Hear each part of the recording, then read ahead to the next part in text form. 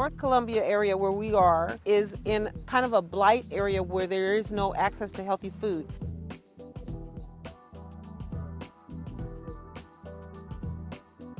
We've tried before, to have a garden. This is our second effort. And the first effort, we didn't have enough resources. We didn't have enough knowledge.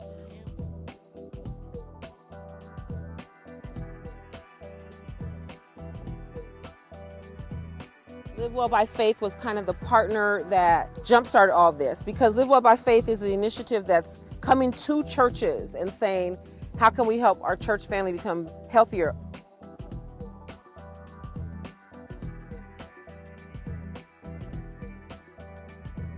Acquiring diabetes, late life diabetes, and you can treat it with medication, you can do your exercise.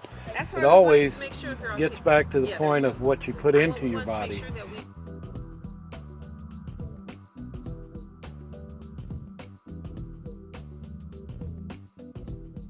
Gardening is a great opportunity to expose us to every walk, every socioeconomic level, every cultural level, everything that we do, we have that in common. It's food. And providing the opportunity for people to eat healthier. We're a society of wishers.